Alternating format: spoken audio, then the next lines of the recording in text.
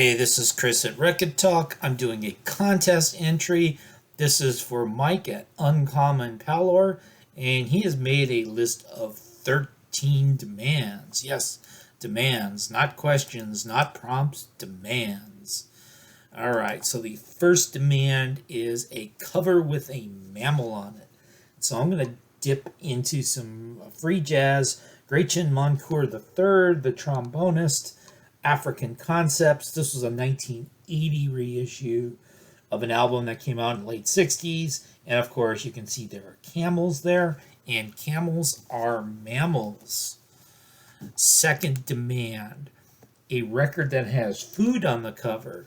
And so, as recommended by Ryan Kidd, we have the Fruit Tones with Pink Wafer Factory.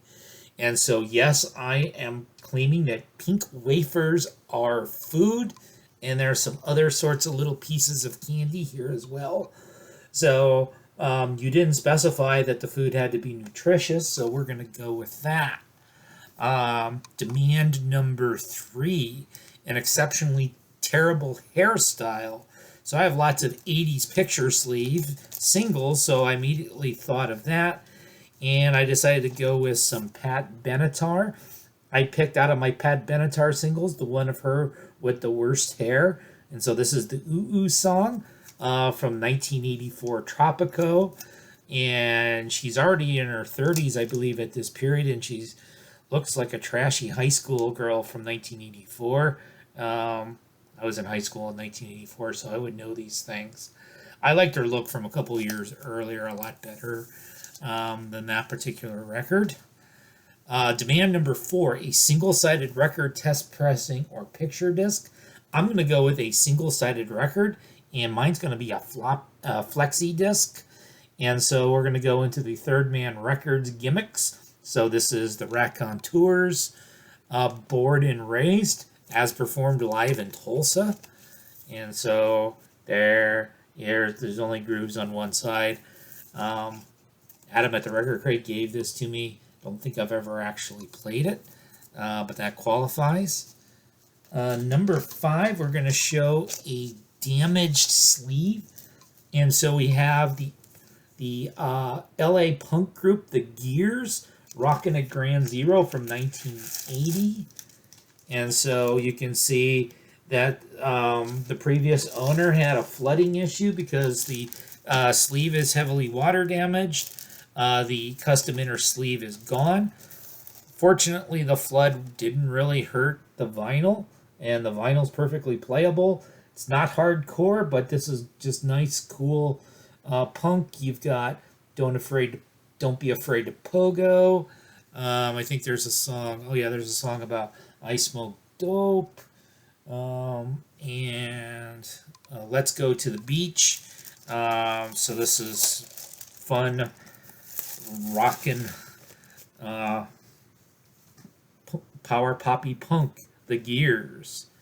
Cover with a weapon on it. So I'm gonna go to a Psychobilly single from 1993, Angry John and the Killbillies.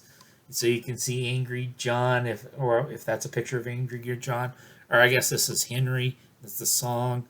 He's got beer. He's got a gun. It looks like he's murdering rodents with his gun. And on the flip side is another band called the Cheetahs with Ring of Fire. And I don't know if this is like a sword or a spear or a pin, but yeah, somebody's getting impaled. That's definitely a weapon. Demand number 7. So basically a unusual size of record, 5-inch, 6-inch, 8, 9, or 10. At first I thought I was going to have to go to 10-inch, but I actually have a 6-inch record. Notice it compared with a 7-inch record here. Again, another Third Man Records gimmick. So this is Willie Nelson and Jack White, a Red-Headed Stranger that they recorded in the record booth at Third Man in 2013. 6 inches on translucent yellow, and it's also single-sided. So sometimes I'm covering multiple questions with the same record. Demand number 8, cover with a vehicle that isn't a car or a motorcycle. So we've got the 1996 British alternative band Heave with their single called Pig Pretty. And so there, of course, it's a cat, not a pig on the cover. So there's another mammal. But of course, the vehicle in question is the skateboard that this cat is riding on. And so they were on Radar Records. It's pretty standard, unremarkable, mid 90s alternative rock. Demand number 9, misleading cover. I'm going to go a little bit different in terms of misleading cover than your example, where it was kind of like the cover was a lot heavier than the record was, or vice versa. Now I'm going to do a different kind of misleading. And so we have the classic record collectors thrift store find Herb Alpert and the Tijuana Brass with whipped cream and other delights. So first you're thinking, oh, there's more food with whipped cream. But that's where the misleading part comes in. The model is not covered with whipped cream here. She is covered with shaving cream. Shaving cream is not food. I'm not sure if shaving cream counts as a delight or not. Weird pairing. That's demand number 10. So, of course, we have the KLF with Tammy Wynette, Justified and Ancient. And, of course, there's the ice cream van. So there's food involved again. And so this is the 12-inch single that I had to get because the CD version of the album, the Justified and Ancient, doesn't have the Tammy Wynette version where she's all bound for Moo Moo Land. And, of course, you want Tammy Wynette version of this. B-side, Stand By the Jams. Well, let me show you. So side A has lead vocals by Maxine Harvey. Side B, Stand By the Jams. Lead vocals, the First Lady of Country, Miss Tammy Wynette. And, of course, another song called Let Them Eat Ice Cream. Demand number 11. Cover showing a crime being committed. So, if you remember Sniffin' the Tears, you remember them for their hit single Driver's Seat, which is still on the hype sticker that we still have. And so there's this woman, she has a gun, so there's another weapon. There's a mean black cat, so another mammal. There's what appears to be a dead man. Presumably she murdered the dead man, so presumably a crime was committed. Although maybe they're just posing for a picture and no crime at all was committed. A record by a band local to you, new or old. Well, I like to talk about the legendary Shack Shakers with Colonel J.D. Wilkes from Paducah, Kentucky.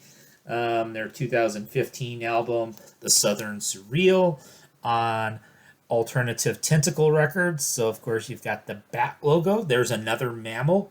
Bats are mammals. And so I know these railroad bridges, I believe, are from somewhere in this area. I don't know specifically where they're located, but sort of Southern Gothic rock and roll, mixing rockabilly and punk and country and whatever else JD's into at the moment. And this record features a rather harrowing spoken word, The Dog Was Dead, performed by Billy Bob Thornton. And so it's basically a story about working a job in construction. A stray dog gets run over by a paving machine, is mangled, and he basically has to do a mercy killing on the dog.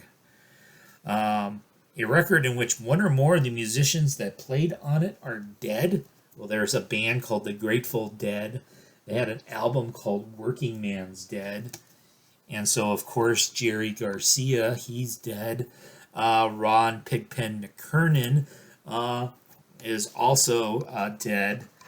And there was a sort of a funk metal alternative band from Bowling Green, Ohio in the early 90s called Big Hunk of Cheese. That had a song called Jerry Garcia, where the lyrics basically were talking about Jerry Garcia's dead. Of course, this CD was actually made a couple of years before Jerry passed away. So there's your 13 demands. I'm just over 10 minutes, but hey, we'll rock with this. So cool contest by Mr. Uncommon Pallor.